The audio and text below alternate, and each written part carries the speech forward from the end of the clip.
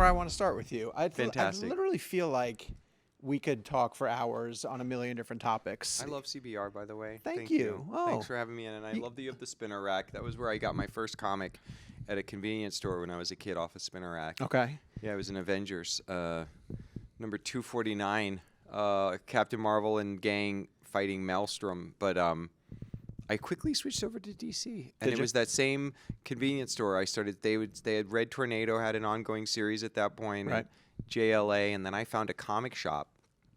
And then I found the West Coast Avengers, and that was the first monthly series I collected. I love that book. It was the best. Yeah. I love Hawkeye. I love Hawkeye. I love Mockingbird. Yep. I love Wonder Man. I love Tigra. I love Hank Pym and that 1980s iteration. Yeah. Where he was not psychotic. Right. He was not always Ant-Man though. He was also like Hank Pym, master of the Pym, labs, but like a really cool teammate.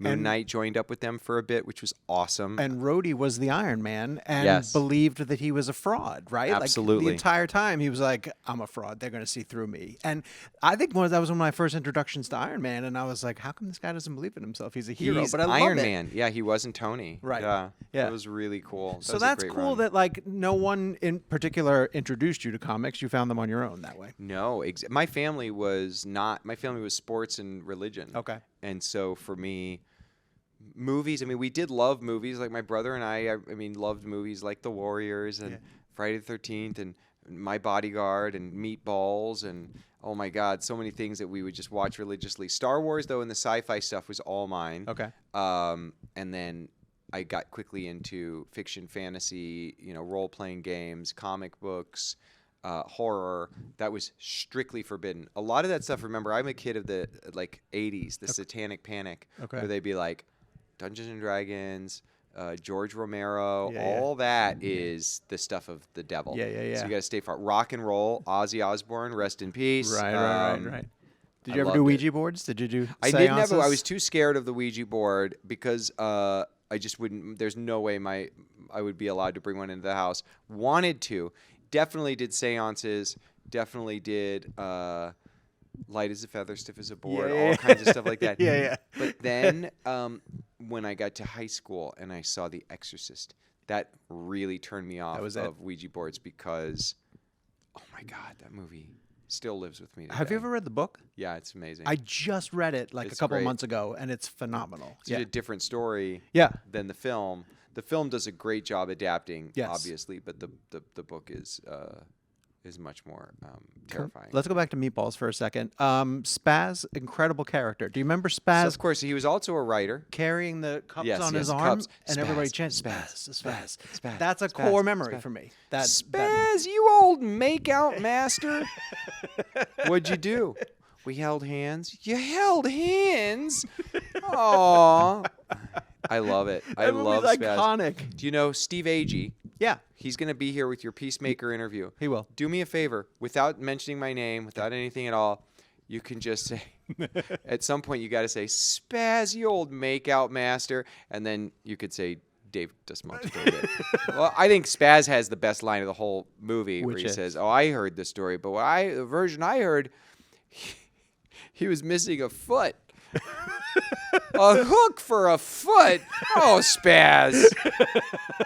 It's the best. It's just a classic. But he was actually a writer. Okay. And I need to look up his filmography, but he did tons of stuff that you'd be like, wait, what? He went on with the whole gang because that was, Murray and his crew there. I mean, the like. Was it Harold Ramis? Did Harold Ramis direct that? No, Reitman. Oh, Reitman did. Okay. Right? Am I right? Somebody correct me if I'm wrong. My gosh. But that would make sense.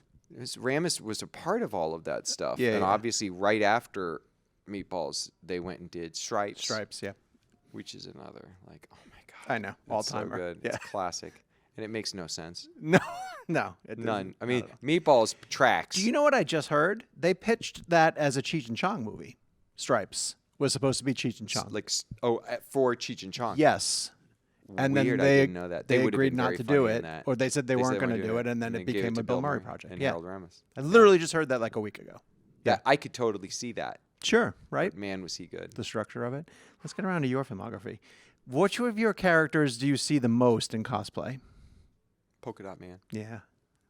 Good ones I've too? seen some great ones, and I love it. I love that I have a deep passion and love for cosplay.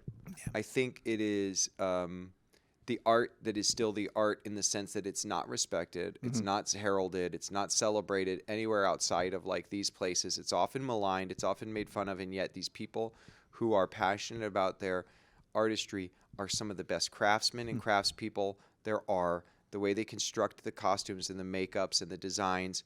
And the ones that aren't great, I still love. And the ones who are incredible, you know, the Chad Hatters of the space, the people who excel in that world, who go, you know, celebrities come to them. Yeah. And are like, can you make my Halloween costume? Okay. But you see their work, and these are people who, the love I have for them is, it's like they'll skip the rent to get the right buttons for the cloak that needs to be Doctor Strange's, you know, like they will go, their passion is so real. Yeah. It's like the real artists and the photo likeness realism that they can nail. Yeah.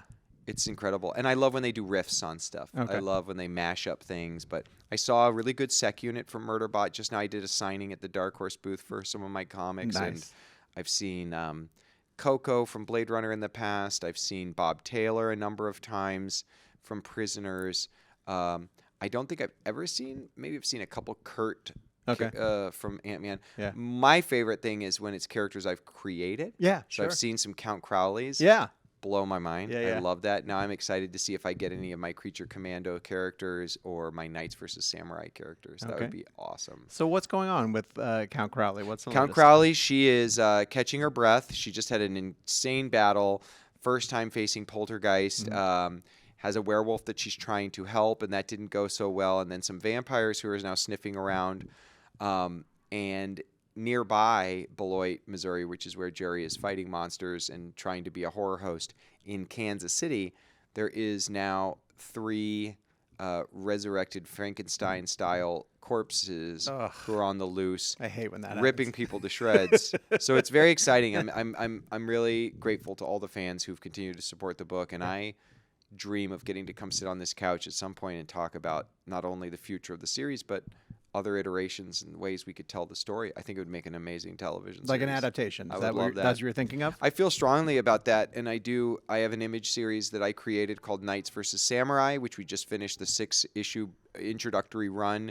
The trade paperback will be coming soon. I think that would make epic, like Game of Thrones meets Shogun type of storytelling. And you know what's cool?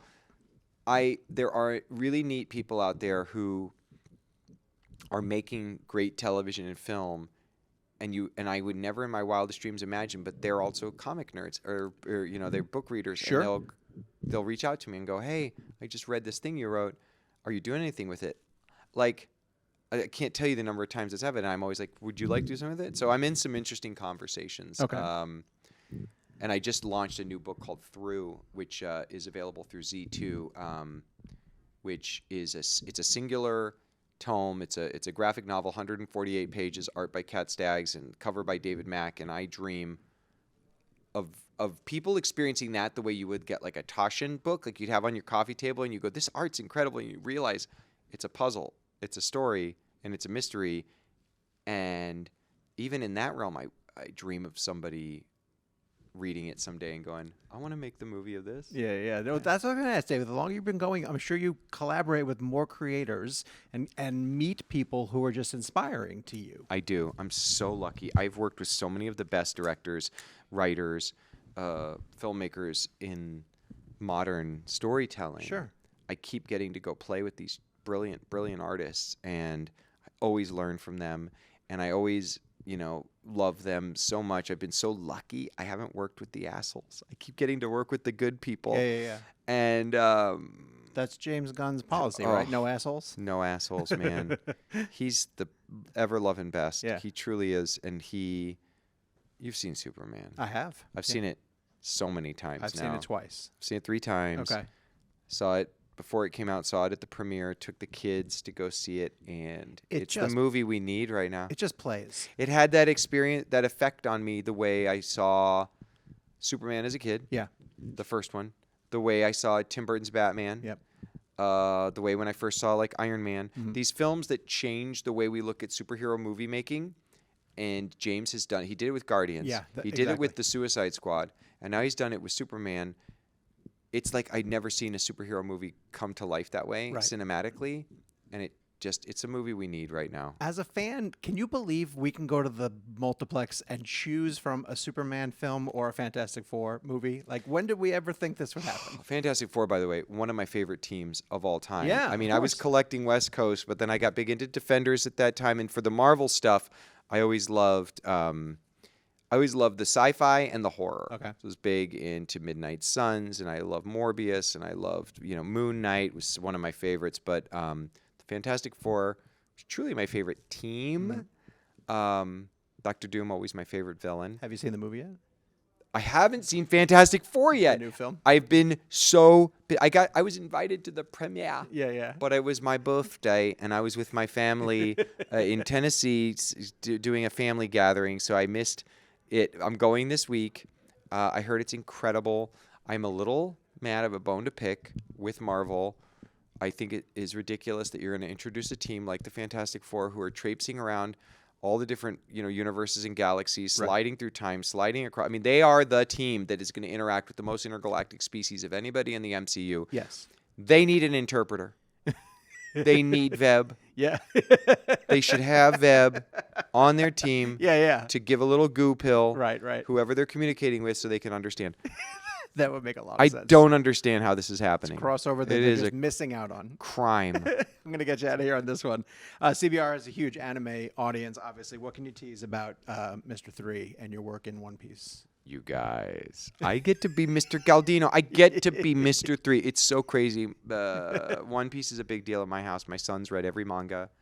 We've watched all the anime, and the live action is so incredibly well done. Yeah.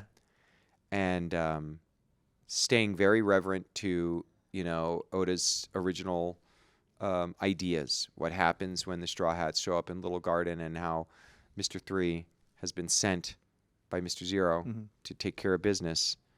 It's scary in a way that I don't think season 1 was.